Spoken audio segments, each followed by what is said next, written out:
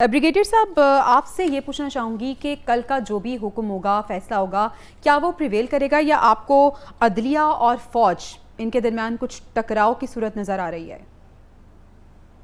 मैं अदलिया और फौज के दरमियान टकराव की बात तो नहीं करूंगा। टकराव होना नहीं चाहिए। ठीक। सलमान आफिद ने जो कुछ कहा है वो आज के दौर में पाकिस्तान में जो कुछ हो रहा है, इस 1.5 साल में जो कुछ हुआ या पहले हुआ, वो करक्स करक्स है तमाम सिचुएशन का। अगर आप उसको बिल्कुल ऐसे। एनालाइज कर टोटल वो हम्म। मतलब है, इसमें ये नहीं कि हम सिर्फ एक तरफ की बात करना चाहते, वो टोटल कंक्लूजन है हम्म।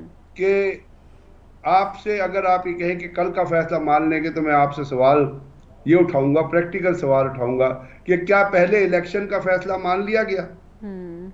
आपने क्योंकि कहा था 14 मई को इलेक्शन कराएं, क्या वो फैसला मान लिया गया?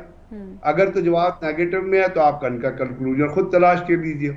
क्या आइन के अंदर जो अपना केयर टेकर गवर्नमेंट का जो ड्यूरेशन है, हम्म। क्या उसकी एंटिसिपेशन को मान लिया गया?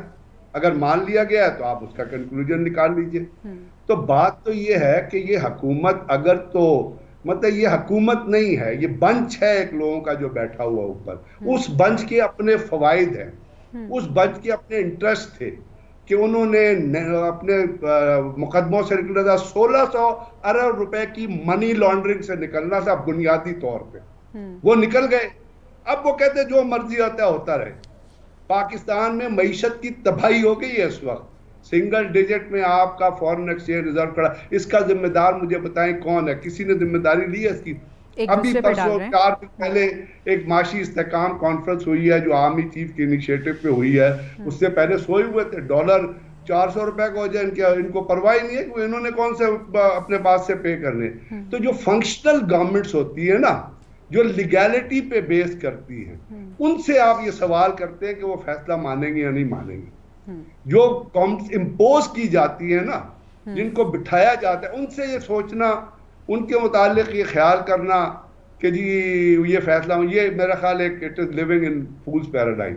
अभी आप देखिए ना, आपने एक बात की है, फौज ने एक क्लैरिटी से आपको चीज बता दी कि एक नुकसान हुआ है, हम्म। उस नुकसान के ऊपर हमने ये एक्शन कर ली है। अब उस नुकसान के अंदर कुछ जो सिविलियन साइड की चीजें हैं, किसी हम्म। ने कहा है कि हमने कुछ सिवाय बयान लफाजी करने के और बयानात देने के? आखिर उसके अंदर जब आप जो लिबर्टी से लेके और अपना कैंट की चेक पोस्ट तक किसकी जिम्मेदारी थी? वहां तो फौज की जिम्मेदारी नहीं है। बिल्कुल।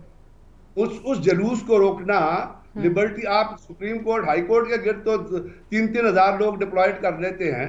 तो वो हम्म। पुलिस कहाँ थी लिबर्टी से लेके? तो किसी ने इसका जवाब दिया आपको? ये केयर टेकर गवर्नमेंट ने जवाब दिया आपको? तो बात ये है कि जब तक हम चीज को रियलिटी में, हम्म। टोटलिटी में नहीं देखेगी। मैं आज डीजीआई इस्पियार ने बिल्कुल अपना अपना एक्शन उन्होंने बता दिया कि हमने ये हम्म। एक्शन कर लिया है।